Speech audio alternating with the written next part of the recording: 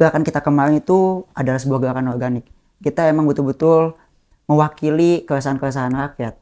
Dan juga kita sudah mengakumulasikan isu dan juga sudah melakukan FGD dengan elemen-elemen lintas elemen lainnya untuk sepakat turun ke jalan. Itu presiden kita lah yang ngomong. Buat apa sih ada diskusi-diskusi, buat apa sih ada FGD. Itu menurut kita itu retorika yang bodoh. Makanya ketika pemerintah bicara kritik itu dibolehkan, harusnya Bang Andrius nggak dapet penyiraman air keras gitu kan. Nggak harusnya juga yang nonton pesta babi dibubarin. Dan juga nggak harusnya para mahasiswa diancam untuk tidak turun dan lain hal gitu. Legislatif hari ini hanya menjadi loket administratif untuk eksekutif.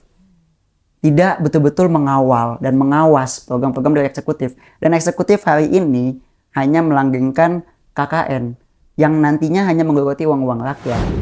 Pemerintah hari ini punya prestasi. Prestasi yang dipunyai oleh Bapak Soeharto selama 30 tahun menjabat, itu nyata dikalahkan oleh Pak Jokowi selama 10 tahun menjabat. Itu sebuah prestasi. Dan 10 tahun Pak Jokowi dikalahkan oleh 1 tahunnya Bapak Prabowo. Berarti hari ini 1 tahunnya Bapak Prabowo sama dengan 160 tahunnya Bapak Soeharto.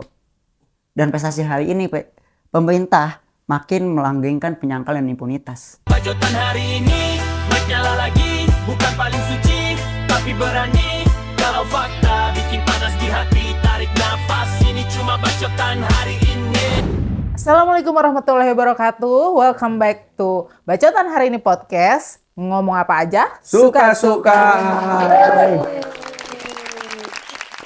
Kali ini kita kedatangan tamu yang seumuran sama para host. Enggak. Oh enggak. Enggak. Perlu saya tekankan tidak. Ya. Tapi Oke. Apa? Iyalah. Lanjutkan. Oke. Jadi tamu kita ini adik-adik yang kemarin sempat menggemparkan DKI Jakarta. Indonesia Ya, sih lebih tepatnya sih. Ya dari Jakarta ke Indonesia lah Iya, gitu. semuanya lah gempar daerah-daerah. Ketua BEM FIB UI Adik Lintang Karisma. Selamat datang Lintang. Satu lagi Ketua BEM STT Nurul Fikri Adelia Afifatuz Zahra. Selamat datang di podcast kami. Terima kasih sudah mengundang. Terima kasih Mas. Iya. Langsung Langsung aja lah ya. Sebelum kita panjang lebar, satu kata untuk pemerintah hari ini. Ini satu-satu apa bagaimana? Satu-satu dong, masa dikombinasi. Oke, boleh. Satu kata. Satu kata saya bangkrut. Bangkrut. Oke, kamu. Bangkrut juga. Bangkrut belum apa udah bangkrut coba. Belum investasi udah bangkrut. Iya ya. Tanya kali alasannya. Iya. Kenapa bangkrut? Satu-satu, alasannya pasti beda. Oke, mungkin narasi besarnya kenapa saya bisa berani untuk makan Indonesia hari ini itu menuju Indonesia yang bangkrut. Karena secara garis besarnya hari ini Indonesia itu bangkrut, mengalami kebangkrutan secara moral, politik, sosial. Bahkan hari ini yang kita rasakan dampaknya adalah secara ekonomi, seperti itu. Oke, kok Adel? Sama, karena tadi kita melihat bahwasannya kondisi negeri ini mengalami kebangkrutan dari berbagai aspek gitu ya. Dari kalau segi ekonomi banyaknya pelemahan rupiah, kemudian dari segi perundang-undangan atau hukum juga kemarin kita melihat kasus Andri Yunus dapat 2,5 tahun penjara, bahkan orang yang menyiram air keras itu berarti memang peradilan hukum di Indonesia sudah mati seperti itu. Kemudian juga dari segi demokrasi sampai hari ini pun aksi demo ataupun kritik masih tetap ditahan oleh pemerintah. Kalau memang hukumnya ada, seharusnya memang demokrasi tidak pernah ditahan dong. Kami demo harusnya nggak pernah ada blokade apapun, tapi sampai hari ini kami tetap ditahan oleh para pemerintah hari ini seperti itu. Oke. Tadi kan banyak tuh aspeknya. Ada ekonomi, ada hukum, tadi ada juga soal demokrasi, sosial, tadi ya di blokade segala macam. Yang paling meresahkan bagi kalian yang apa? Aspek apa? Oke. Kamu Lintang ya? Mungkin kalau misalnya dari saya sebagai mahasiswa Fakultas Ilmu Budaya, utamanya keresahan dari diri saya sendiri adalah Indonesia hari ini mengalami dehumanisasi massal. Karena hari ini pemerintah sudah melanggar kontrak sosialnya dengan rakyat. Dan mungkin secara evaluasi realnya, membahas mengenai ekonomi di luar mengenai nilai tukar rupiah yang sudah mencapai kurs harga 18.000. Angka hari ini juga mendapatkan fakta bahwa kemiskinan di Indonesia sudah mencapai 70%. Dan juga secara hukum, menurut kutipan dari World Justice Project. Hari ini menurut WJP, penegakan hukum netral hari ini sudah Indonesia tuh mengalami penurunan yang drastis sejak 2015 kemarin. Sudah di angka 0,24 dari 1. Dan juga membahas mengenai sosial, utama mengenai pendidikan. Hari ini Indonesia tidak bisa dikatakan merdeka secara intelektual. Karena kesejahteraan guru dan dosen hari ini masih jauh dari kata sejahtera yang selayak-layaknya. Nah, kalau kami sih melihat ya banyak paradoks ya. Di sisi lain pemerintah mengatakan kalau negara ini baik-baik aja. Katanya pertumbuhan ekonominya naik. Bahkan banyak program-program yang mereka rasa tuh berdampak bagi rakyat. Tapi sampai saat ini kami masih melihat banyak sekali rakyat yang masih mengalami kemiskinan, bahkan juga masih ada yang PHK massal, bahkan juga masih ada masyarakat yang belum menyentuh pendidikan gitu. Jadi kami menegaskan kembali ke pemerintah, jangan sampai ini jadi salah satu penenang bagi rakyat dan menutup-nutupi bahwa kondisi ekonomi kita nggak baik-baik aja gitu. Sampai saat ini kami melihat pemerintah belum ada pernyataan ataupun apapun ketika melihat ekonomi ini tuh bagaimana gitu. Sehingga pemerintah selalu menyampaikan statement positif, ekonomi kita baik, kalau pertumbuhan ekonominya naik atau lain sebagainya, mungkin gaji-gaji kita pun sudah naik ataupun pendidikan pun lebih gampang untuk kita sentuh. Tapi sampai saat ini pendidikan kita masih susah, masyarakat masih banyak yang miskin. Jadi seakan-akan narasi pemerintah terkait pemerintah yang baik itu hanya omong kosong bagi kita seperti itu. Nah, maka dari itu kami menegaskan kepada pemerintah, tolong tidak pernah membungkam ataupun menutup-nutupi tentang sebenarnya apa yang terjadi di pemerintahan gitu. Jangan sampai kita menganggap negara kita baik-baik saja, tapi kondisi realitas yang ada masih banyak ketimpangan yang terjadi gitu. Mungkin dari kita itu sih. Kayak itu kemarin ya, pakai desa nggak pakai dolar ya. Nah itu statement dari Pak Prabowo yang menurut kita nggak masuk akal gitu ya. Yang bagi mahasiswa ini keresahan apa yang sampai membuat kalian turun ke jalan? Apakah ada satu isu aja atau akumulasi dari hal yang terjadi selama ini di negara ini? Oke, mungkin dari apa yang kita lihat ya, ini adalah murni isu yang diakumulasikan. Karena kembali lagi pada keresahan kami hari ini, dari tuntutan kami itu sebetulnya kalau misalnya berbicara secara kultural, yaitu pemerintah hari ini masih menutup mata. Karena yang dibutuhkan rakyat hari ini itu bukan seberapa banyak turun aksi dan seberapa banyak bersuara. Tetapi yang harus dipertanyakan kembali adalah sudah seberapa banyak pihak kekuasaan, utamanya pemerintah hari ini tuh mendengar berjuta aksi yang kami lakukan. Karena kalau misalnya bicara mengenai aksi damai, kita bisa singgung mengenai aksi Kamisan yang hari ini sudah 900 hari lebih. Sudah banyak akumulasi isu juga yang dititipkan di aksi Kamisan tersebut, tapi tidak ada bentuk realitas yang dilaksanakan dan direalisasikan oleh pemerintah hari ini. Mengenai isu HAM belum diselesaikan. Bahkan salah satu pelaku HAM-nya pun menjadi presiden kita hari ini. Dia juga berbicara mengenai kemerdekaan, berbicara mengenai demokrasi, hukum dan lain-lainnya. Saat ini malah melonjak sangat turun. Pada hari ini pemerintah utamanya Bapak Prabowo hanya bisa memainkan statistik angka dan memanipulasi realita lapangan. Seperti itu, Bu. Kalau dari kita sih karena memang kita menganggap kita sudah menumpuk kekecewaan yang cukup dalam terhadap pemerintahan ini. Sejak kemarin, dalam satu hari dibayangkan Indonesia, ada 3 kasus secara bersamaan. 1 penangkapan ketua BGN, kemudian rupiah melemah, kemudian putusan Andri Yunus yang juga tidak masuk akal gitu. Sehingga kita menganggap matinya bangkrut Indonesia ini benar-benar bangkrut gitu. Dari hukum, dari ekonomi, ataupun dari proyek-proyek pemerintah yang dilakukan gitu. Sehingga kami merasa, wah ini kondisi negara udah nggak baik-baik aja gitu.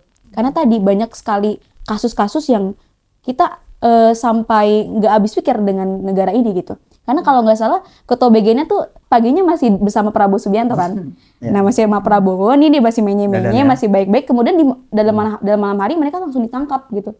Ini kan sebuah indikasi bahwasannya memang korupsi dan lain hal itu masih marak di negeri ini gitu. Dan kita sangat menyayangkan ketika program Prabowo Subianto yang ingin mengembalikan pangan justru jadi lahan basah bagi para koruptor seperti itu. Itu sih bagi kita. Berarti ini juga latar belakang kalian kemarin aksi. Betul. Sekali. Boleh ceritain nggak sih kemarin aksi gimana sih? Kalian menyuarakan apa? Terus apa yang dihadapi dinamikanya di lapangan kemarin?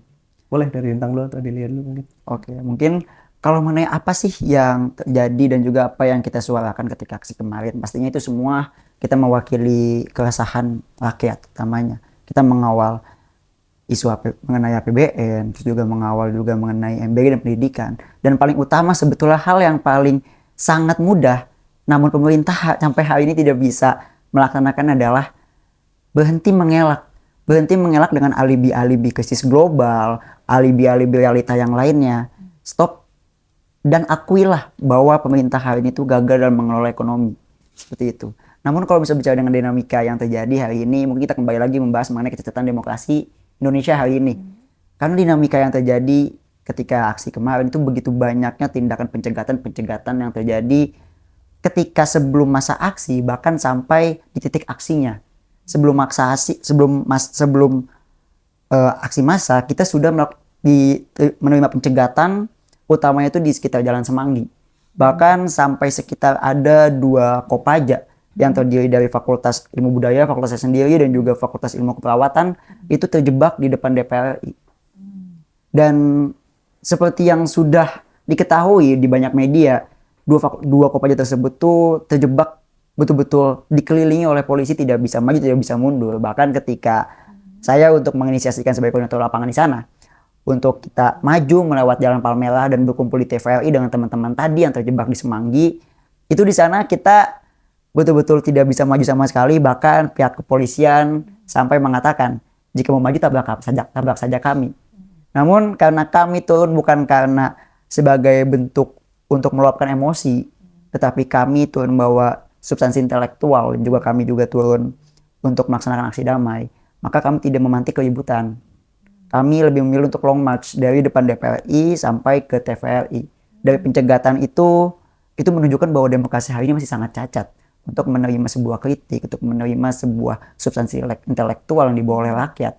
Dan di Semanggi pun teman-teman itu ingin menyegerakan untuk segera menuju GBK untuk melaksanakan sholat Jumat. Tetapi pihak kepolisian hanya menertawakan, dan pihak kepolisian hanya menyuruh kita untuk sholat tempat lain. Di sini yang harus kita pertanyakan, sejak kapan polisi mempunyai hak untuk melanggar, untuk melarang rakyatnya beribadah sebagaimana yang sudah diatur di Pancasila. Polisi sama sekali tidak punya hak saat itu. Namun pada akhirnya kami mau tidak mau menerobos blokade tersebut sampai akhirnya kami bisa berkumpul kembali di TVRI. Pun tidak hanya dinamika sampai di situ, sampainya kami untuk menuju Jalan Bundaran HI, Jalan Sudirman. Di sana juga kami menerima blokade dari aparat, sehingga kami harus long march sampai ke depan Huobi. Baru di sana muncul yang di banyak media bahwa masa UI dan masa-masa kampus lainnya terhadang oleh 3 lapis aparat. Dan di sana itu yang bisa kita lihat, penebalan terjadi bukan hanya dari polisi saja, dari TNI. TNI turun untuk mengintervensi di sana. Ya. Bahkan ada, nggak cuma saya bisa katakan lapisan, bahkan ada 4 lapis.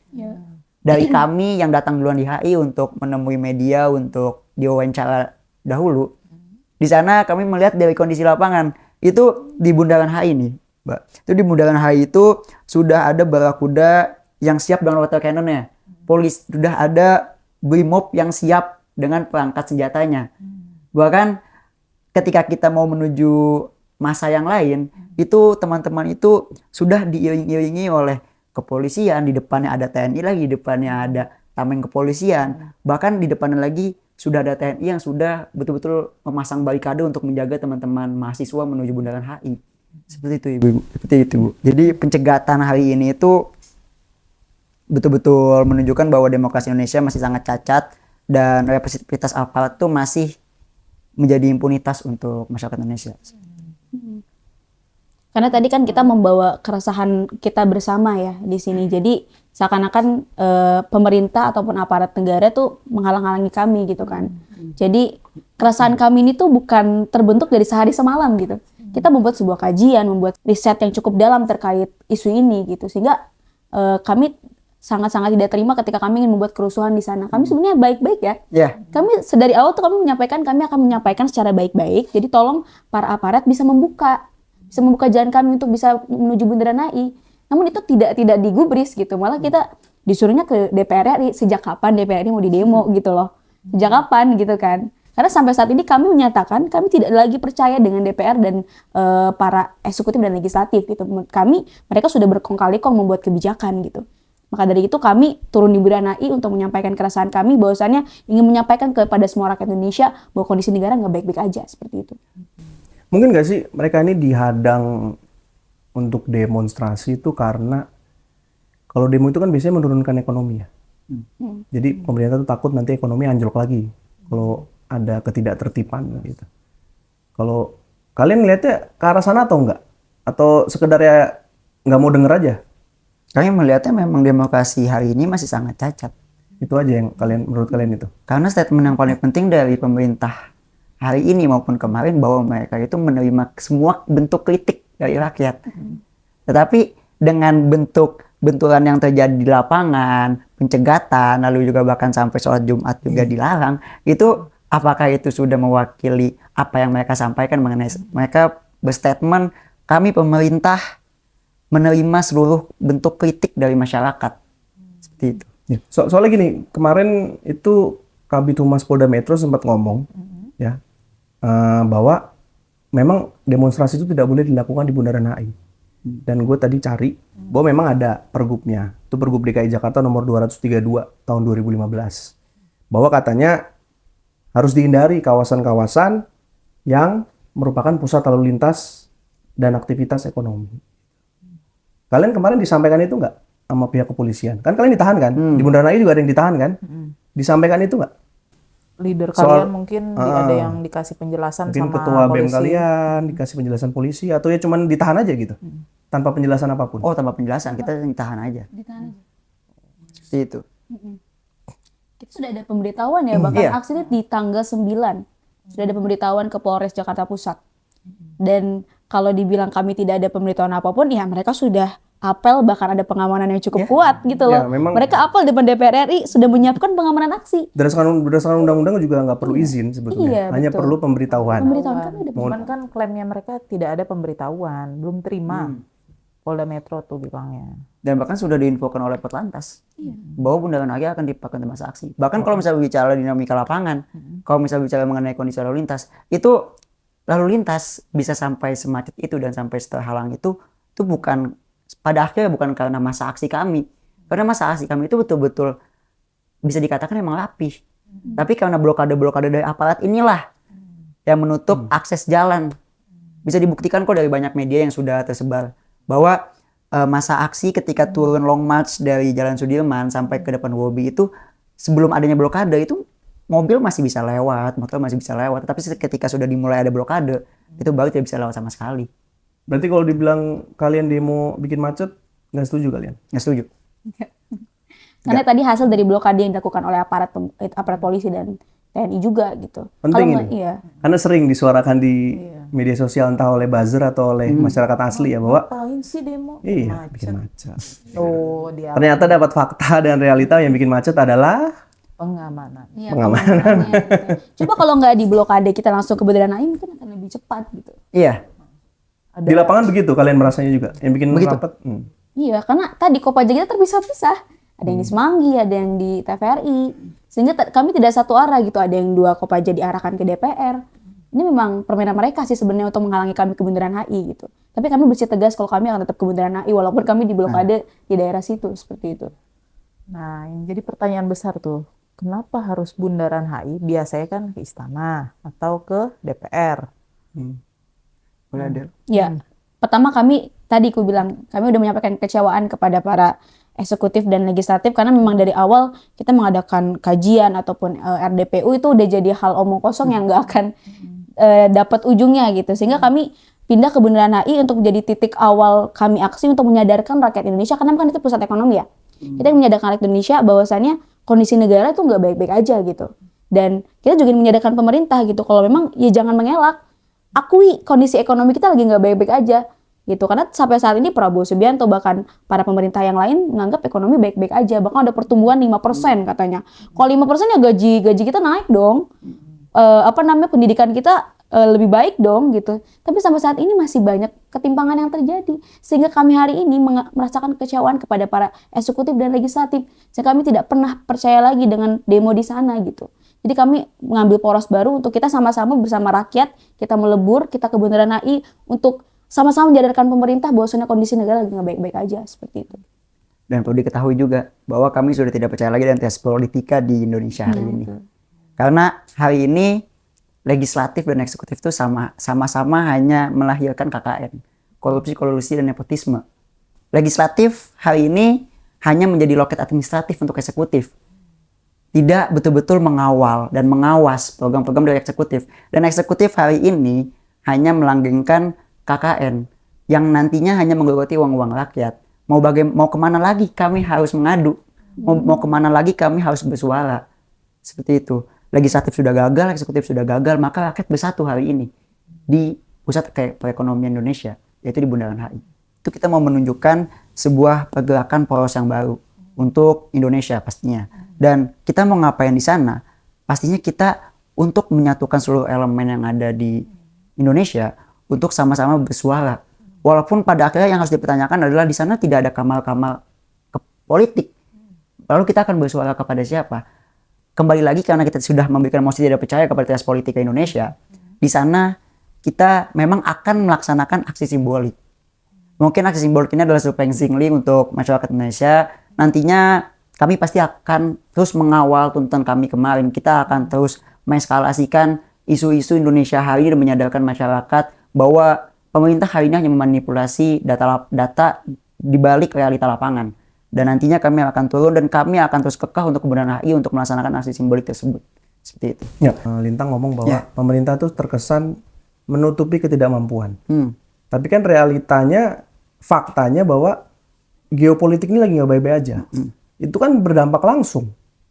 Minyak mahal karena apa? Selat Hormuz ditutup.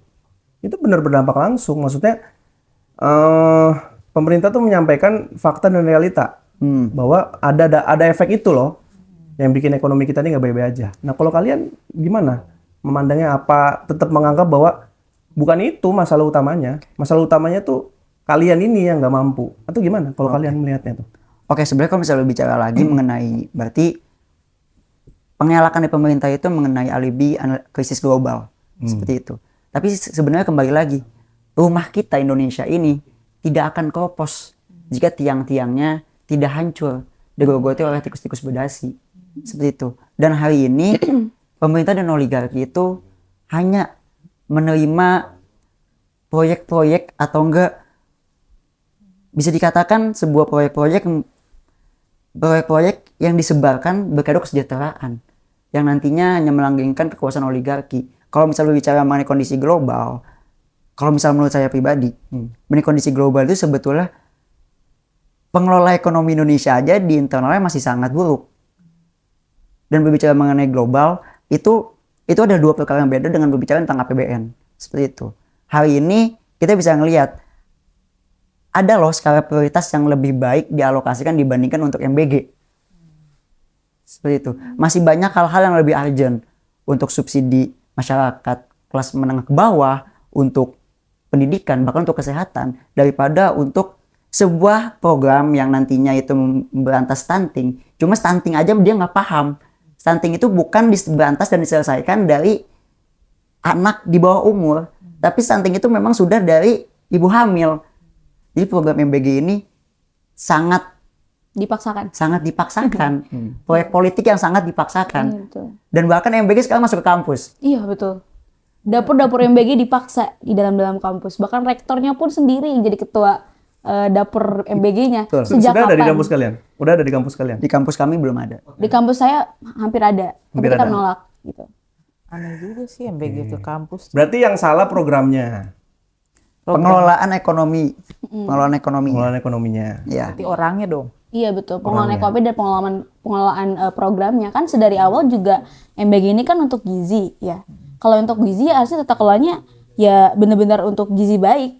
Sampai saat ini kan kita lihat realita MBG apa? Adakah makanan-makanan yang bergizi di sana gitu kan?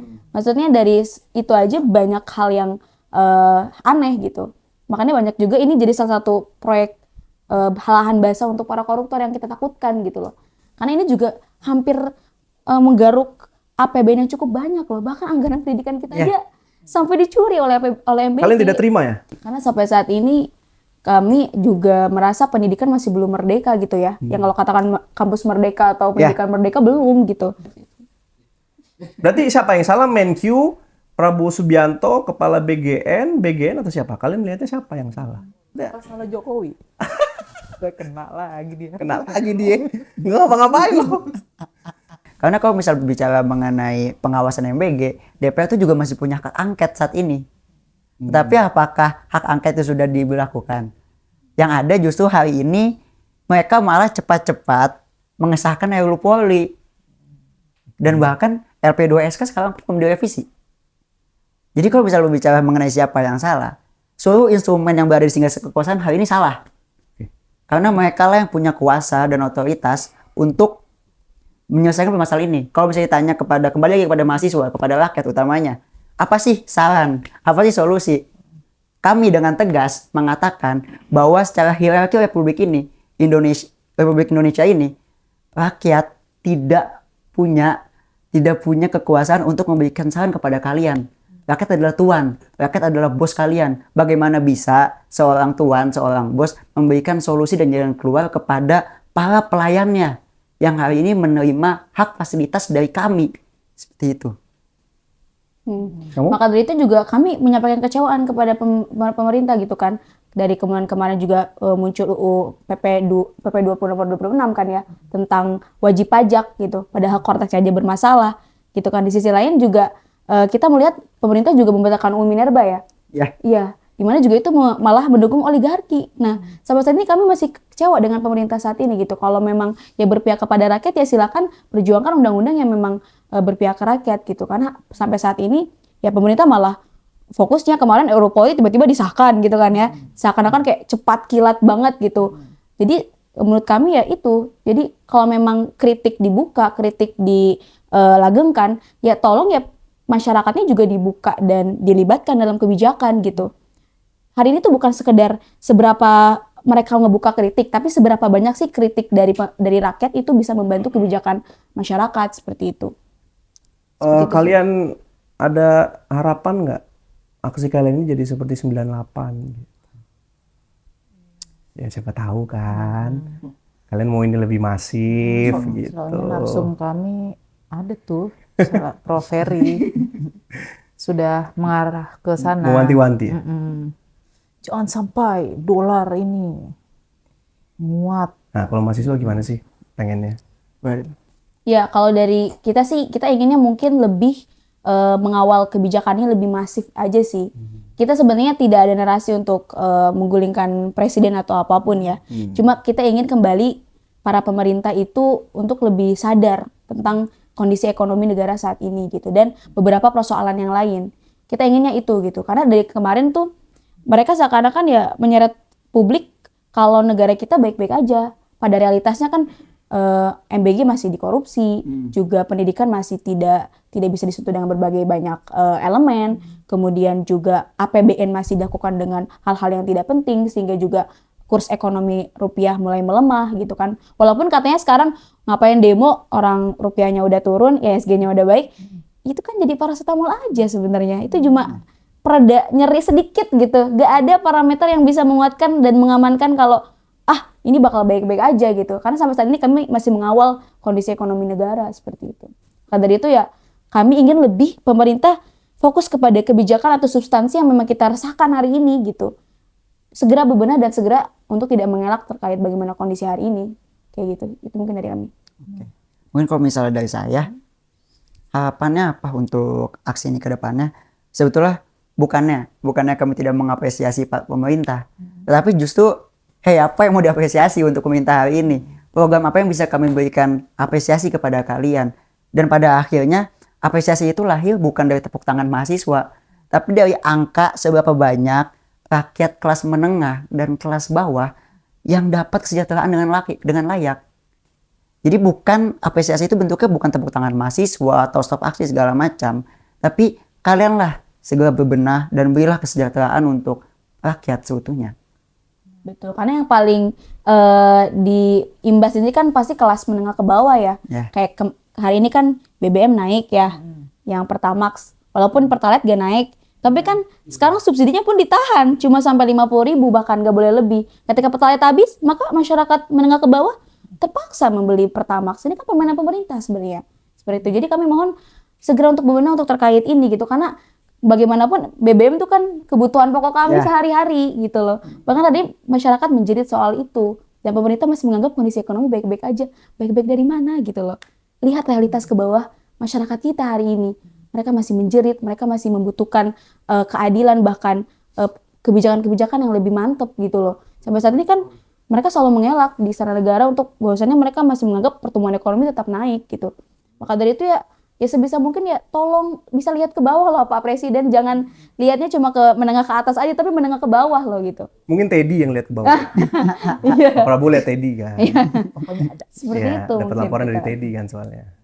Kenapa harus dengan unjuk rasa? Ada nggak sih kanal yang lain atau memang harus unjuk rasa biar didengar? Ya, karena memang jalanan itu adalah pilihan terakhir kami ya. Unjuk rasa ini pilihan terakhir berarti. Ini pilihan terakhir kami karena tadi kita bilang FGD ataupun ruang dengar pendapat dengan para pemerintah. Udah pernah? Ya itu sudah pernah sebenarnya dilakukan. FGD aja hari ini apain sih FGD? Iya. Siapa tuh yang ngomong? Siapa yang ngomong, Bu? Bukan ya, bukan dia. Siapa tuh yang ngomong tuh? Itu presiden kita lah yang ngomong. Buat apa sih ada diskusi-diskusi, buat apa sih ada FGD? Itu menurut kita itu retorika yang bodoh. Tuntutan yang menumpuk dari akar masalah masyarakat hari ini. Maka dari itu kita mengkonsolidasikan dengan para mahasiswa dan elemen masyarakat. Ya kita turun untuk memang ini arahnya agar pemerintah segera bebenah gitu loh. Karena memang jalan ini adalah solusi terakhir bagi kita untuk bergerak. Ya. Karena kita udah menganggap RDPU atau penyerahan kajian kepada pemerintah itu hanyalah ya nggak akan digubris tuh mungkin bagi kami ya. Seperti itu sih. Dan betul juga tadi bahwa turun ke jalan ini adalah etalase terakhir kami. Karena pada akhirnya dialog formal itu hari ini betul-betul tidak menemukan sebuah solusi atau sebuah jawaban. Karena bisa dilihat secara langsung. Kita turun ke jalan, aksi menuntut mengenai transparansi dan juga pengelolaan APBN terhadap MBG. Kepala Badan Komunikasi loh, Pak Muhammad Qaudari langsung menyatakan MBG tidak akan dihapus.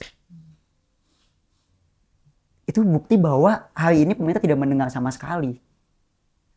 Dan jalan itu bukan sebagai bentuk represif kita untuk pemerintah, tapi emang adalah salah satu cara terakhir. Dialog formal hari ini dikondisikan kok sama pihak atas. Jadi menurut kami dialog formal bukan tidak bisa, sudah pernah dilakukan, cuma memang tidak ada perubahan. Maka dengan turun ke jalan ini adalah cara kami untuk menyuarakan lebih keras lagi. Seperti itu.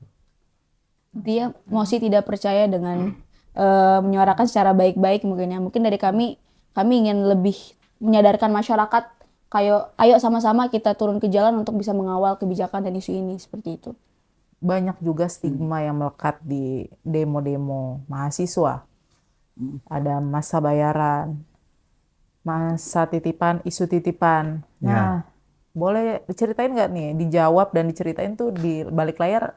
Emang benar ada Ya, ada maksudnya yang bisa dititip. kalian ada pesanan nggak?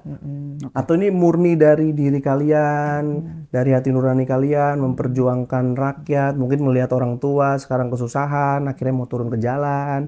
Gerakan kita kemarin itu adalah sebuah gerakan organik. Kita emang betul-betul mewakili keresahan-keresahan rakyat. Dan juga kita sudah mengakumulasikan isu dan juga sudah melakukan FGD dengan lintas elemen lainnya untuk sepakat turun ke jalan. Dan juga berbicara mengenai logistik berarti ya, mengenai pendanaan segala macam. Dibuktikan kok ada transparansinya di UI, BEM UI dan juga BEM Fakultas UI lainnya. Kami membuka open donasi untuk patungan dari masyarakat organik.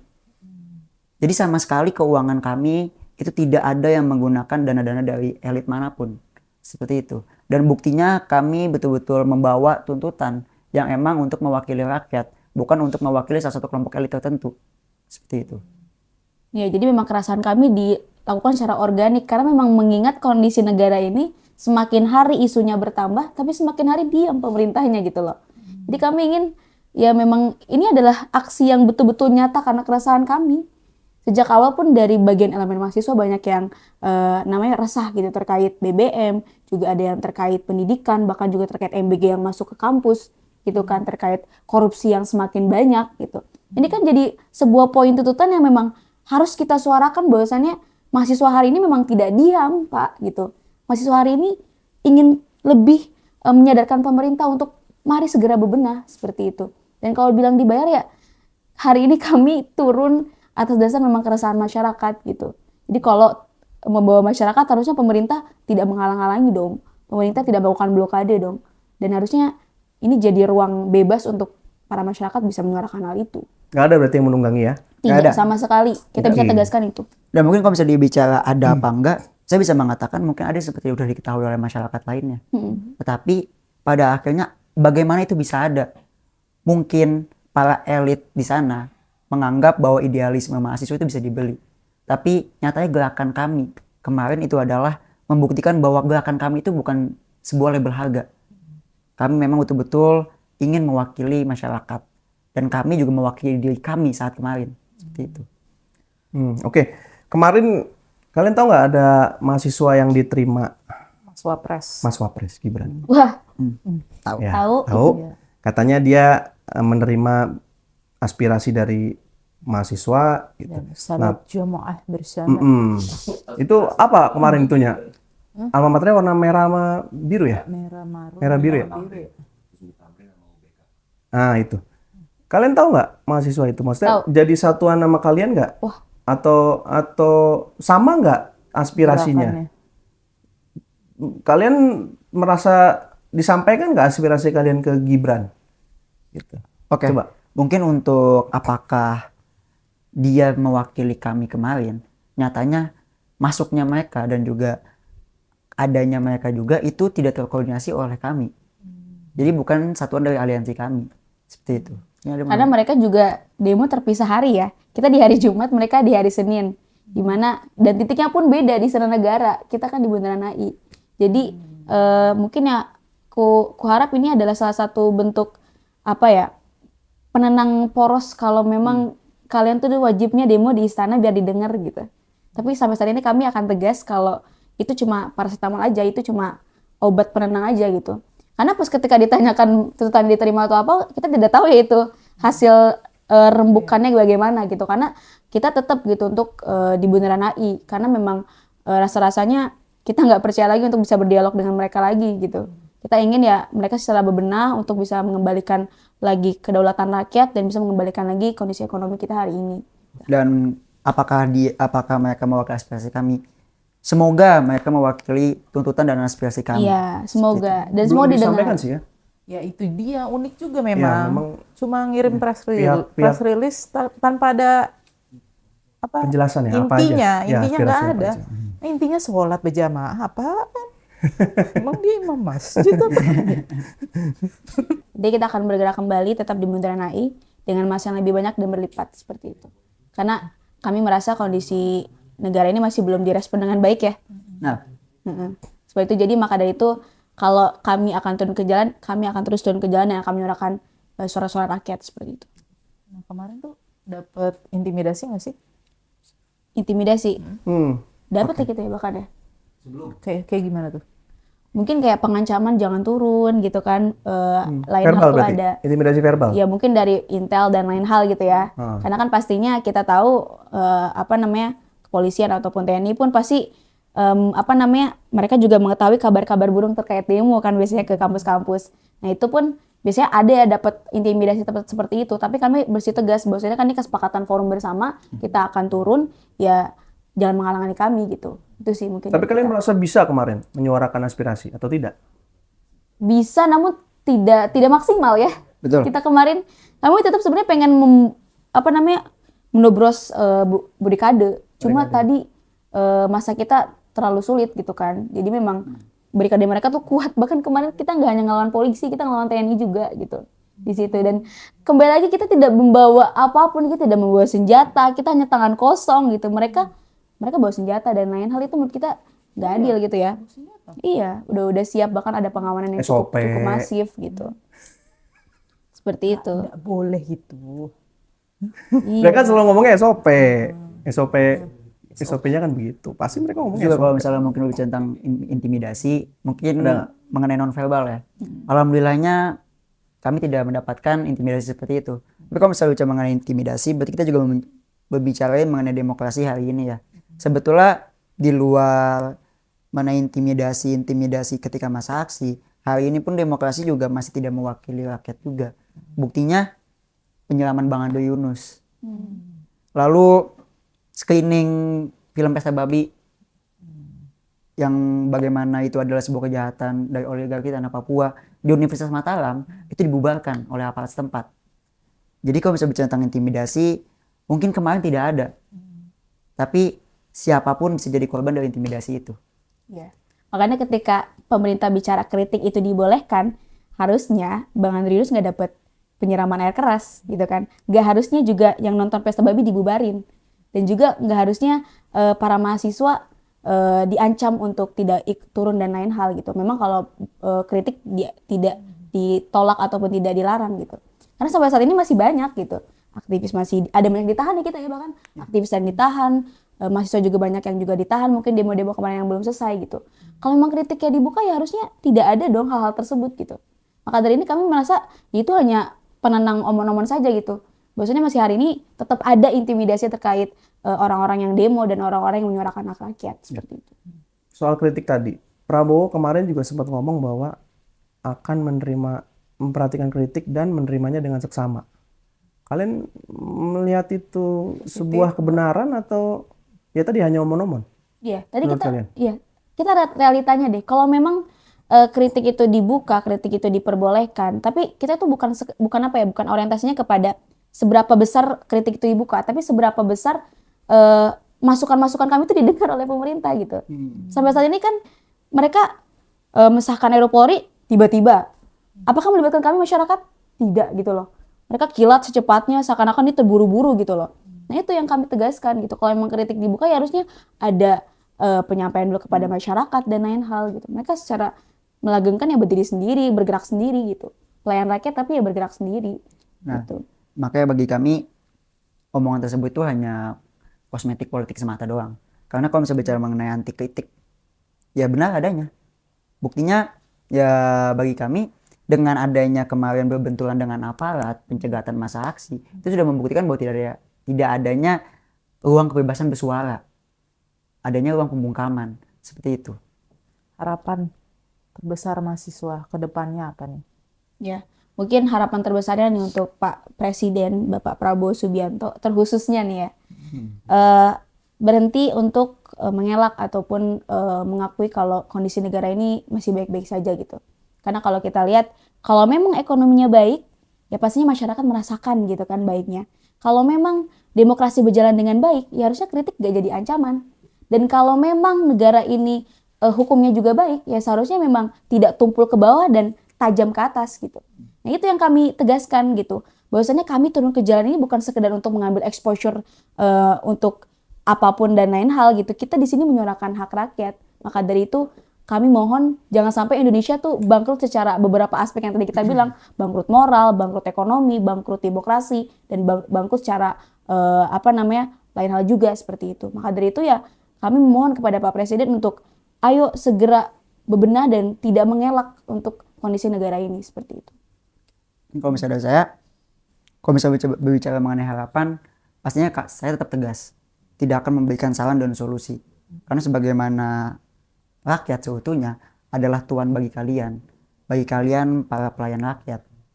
Jadi, namun secara non hierarkis, saya juga akan mengatakan untuk Bapak Presiden Prabowo Subianto, tolonglah Pak, tolong untuk berhenti mengelak dari analisis, dari alibi krisis global, berhenti mengelak dari data manipulasi realita yang ada.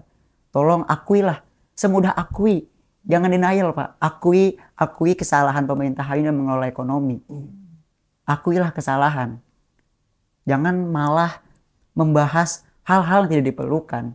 Ataupun jangan malah membahas hal-hal ataupun sebuah bentuk kebijakan yang hari ini tidak menyelesaikan masalah sampai ke akarnya. yang justru hanya memberikan paracetamol doang untuk meredakan sakit sementara. Seperti itu.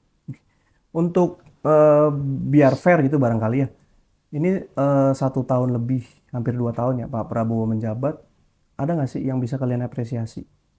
Masa kalian nggak punya? 1 aja. Aku nggak minta 10, aku minta 1. Ada nggak? Ada nggak? Pemerintah hari ini punya prestasi.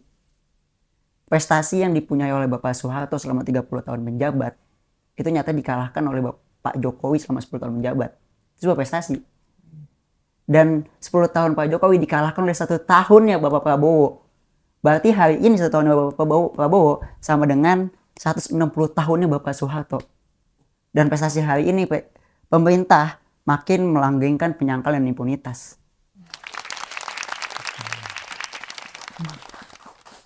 Sama prestasi itu yang kita condongkan ya.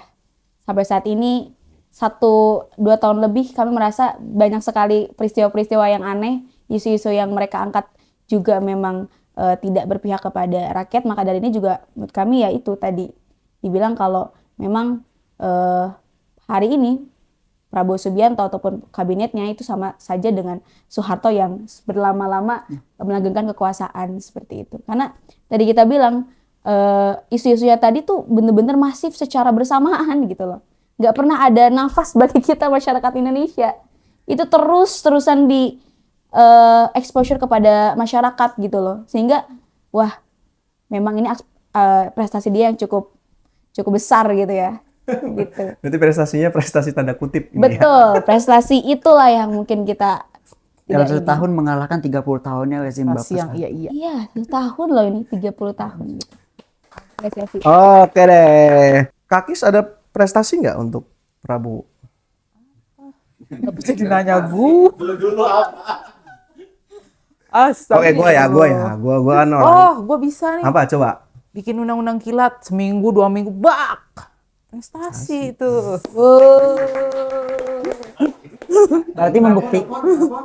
Berarti membuktikan bahwa birokrasi Indonesia ini tidak berkelit. Prestasi gue 1. Apa tuh? Pagi ketemu, Malamnya ditangkap. malamnya ditangkap. Itu prestasi loh itu.